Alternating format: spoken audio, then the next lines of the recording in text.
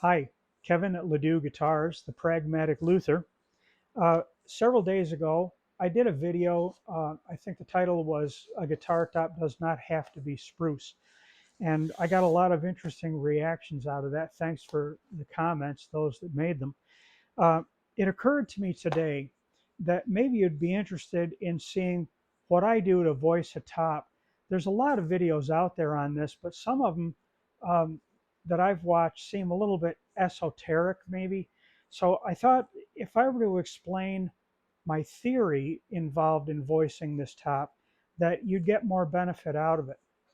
Now, today I'm going to be working with a white pine top. So this is not spruce. It's not the cedar that a lot of people would be used to or that we more commonly build in. So there is a good point of departure because for my purposes, whether it's spruce or cedar or pine or whatever it happens to be, uh, it's the character of the raw top that tells me what direction to go in, and also the goal that I have in mind. And I think this is very, very important to anybody that's new or not really experienced at building, is if you have a tonal goal in mind, what are you trying to accomplish with this guitar? It'll be very helpful because it'll be a better indication as to whether you hit your target or missed it by how much, or whatever criterion you might have involved there. Um, so what I'm doing with this top is this is a slightly longer body than I would usually make. It's slightly wider. Uh, it has more of a shape of a classical guitar, you might say, but it's a little bit bulkier and a little bit just slightly longer. But the shape is, I guess, similar. As you can see, I'm using a conventional X brace. But now what I want to do is, as I go through the process, kind of explain what I'm doing. My goal here is I want a guitar that has good balance, but I want to reach for some clarity and upper partials that ring out at the bass end of this instrument. I don't want to strengthen the bass too much. I don't want to overpower my trebles, but I want those mid ranges to be there. I want the trebles to be nice and crispy, which I seem to be able to achieve very well. But in this case, I want to see what I can do by bringing up that bass just a little bit, and more importantly, getting the partials out of those low frequencies. So that's the reason for the size and the length of the top. I'm recording information as I progress through this. I'm sure many of you have seen this before, but this is my information sheet. And as I'm building and working my way through this, I'm recording a lot of the things that I'm doing and some of the nuances, because this allows me that comparison that I may need if I want to try this same thing or something similar over again. My braces are 1/4 inch thick Sitka spruce, and I have laid out my X and my upper cross strut and my bridge patch.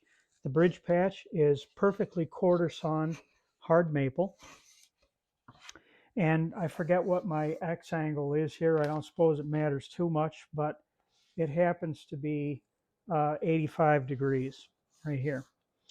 Uh, I'm going to eliminate one of the finger braces that I would normally put here. And I picked up a trick just the other day, or at least some information from Bo Hannum, a gifted builder. He is putting a single brace right here and he's tapering it because he says that it handles the torque from the corner of that bridge much better. And I have been doing similar, uh, and I agree with his theory there. I've been doing similar, but I'm eliminating my lower one, my lower finger brace, because I'm trying to leave more room for low frequency. So I'm going to leave a larger area here unbraced. And I am working on the assumption or the theory that this brace will take that load by itself, and this one is not really necessary. Let's hope I'm right. So my X is together. I have a given height right here. I can't remember what it is. It's 19/32 of an inch tall, not that it matters. Um, but I have tapered the braces. That is, I've tapered them in height to a point 3 inches back from the body line here at just 3/8 of an inch. And then I have ramped those off to somewhere around a 16th of an inch right here where it's going to be tucked underneath the linings. One of the tricks that I've found, and this might be helpful to many of you that have this similar frustrations as myself, I do voice my top after all of the bracing is down. But there are certain things that I know, and that is this taper that I mentioned here, and also just peaking the braces, removing material from the sides. I know I'm going to do that no matter what the circumstance is. So it occurred to me, why not do that now while these other braces are not in the way? They don't encumber me, because hand planes like this one, which I showed you before, or some of you may be using this particular model of finger plane, uh, or even if you're chiseling, uh, when these other braces are in place, it can be difficult to work your way down through there and have a nice, clean, free stroke. And so I thought, well, do the work that you know you're going to do before you put any other braces on. And then as the other braces go down and I do similar things, then I'll voice the top finally uh, when I get everything down. And I'm sure that'll work very, very well. So there's where we are at this point. More information will come as I progress through the bracing process. So my next step is to glue down my remaining braces. And for what it's worth, I'm certainly not going to demonstrate playing around with go bars, but for what it's worth, I've cut out all of my remaining braces, those being my finger braces, my sound hole braces, and my lower tone bars. Those are all cut out. And I radius all of those braces. Of course, the tone bars you'd want to do that with, but I think some maybe do not radius the underside of their finger braces or their sound hole braces. I do, just because it seems to make a nice consistent dome out of the whole thing. Even though it's a very, very little difference, I figure if you're going to dome the top, the whole top. So I'll get these glued down and we'll come back a little bit later. So I have the top fully braced. I just took it out of the go bar deck about 10 minutes ago, 15 minutes ago. And I have started shaping some of these braces down just because it might make this demonstration go a little bit easier for me. I have peaked this tone bar, I have peaked this finger brace, and I've ramped off both ends of my tone bars. Um, I think first, um, I want to talk a little bit about tools. Now, the most important thing is that the tools that work the best for this job are the tools that work the best in your hands. I've showed you already this plane. I just bought this and I really like it. If you have one of these, or if you can manage to get one, they're very nice because you can work in these small areas, and the handle in every case is going to get in the way somewhere. But with the length of this handle and the kind of ball end on it, it seems a little bit easier to deal with. So that's just an idea. Uh, Chisels that I like are, I use this crank neck chisel quite a bit, especially when I'm working into these sound hole braces here. I ramp those off from the center point down to almost a 0 point, and that's nice to be able to get that down in there. It seems easy for me to hold on to. Uh, and another chisel that you might like to use would be a paring chisel. I find these very handy.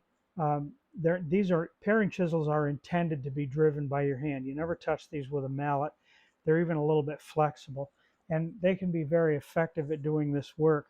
However, when you have a long chisel like a paring chisel, that puts the handle of the chisel up toward your chest further, and it puts greater bend in your arm. That may not be comfortable, and it may uh, cause you to sacrifice a little bit of control. So you have to find the devices that are just right for you. Enough about tools. Um, right now, this top is sounding at 233 hertz, which is approximately B flat, B flat 3. Um, I don't know tone wise where we're going to end up, but I'm at that point where I'm looking for sustain.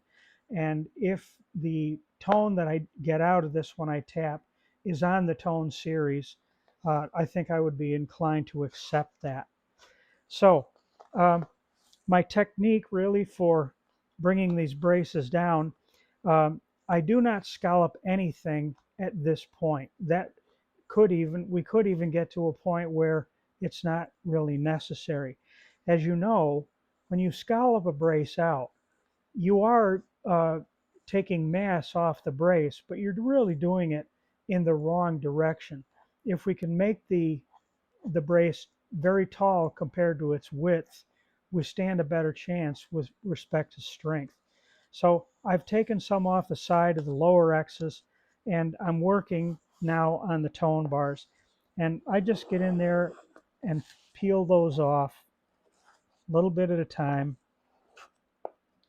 And I find that it's actually easier to start at the top, take some strokes, and work your way downward on the brace. Because it allows you to find center, and maybe it's just my vision, but I can see what's left on that side of that brace that I might be able to remove. So that's the way I do those, and it goes very quickly. It's not difficult at all. So I'm not going to bore you by voicing this entire top chip by chip, but just to give you an idea of how things work. It helps if you're a little bit ambidextrous, which I will admit I am not. That is hard for me to switch hands like this, but practice makes perfect. So, and as I said, if you start more or less at the top and identify your center and work your way down, I find that technique to be a little bit easier to deal with. Okay, so I'm going to go off camera and finish those, but before I go there, I want to refer to these finger braces. Now, I am one who I like to keep my finger brace at full height, which in this case is just about 5/16 of an inch. I like to keep it full height back here and ramp it off. And I'm going to ramp these off straight. As I mentioned in another video, but I'll say this again, if you scallop a brace down, the uh, the ability of the brace to drive kinetic energy all the way across the top is slightly reduced. It will cause the tones to die away more quickly, as promulgated by Richard Schneider. If you ramp them off straight, it will tend to allow that brace to drive further and further across the top. I assume he was right. At least Michael Kasha claimed that that's the way it should be done, I guess. So I have worked the sides of this brace. I'm not sure how visible this is, but I'm going to show you that even though this plane is going to hit this lower X, it by its own nature creates, I think, a good situation, because as it moves in, it's going to stop here. And you will create a little bit of a taper, which is something else that Schneider told us, is that when a brace actually tapers in all directions, in width and height, it becomes more efficient. Now, I suppose that's splitting frog hairs, but who knows? It's hard to tell. Minuscule details, it's hard to pick any one of them out and really demonstrate that what you've done is true. I mean, you'd have to isolate that one condition only. So I'm going to work on this off camera and then come back and show you where I end up after this step.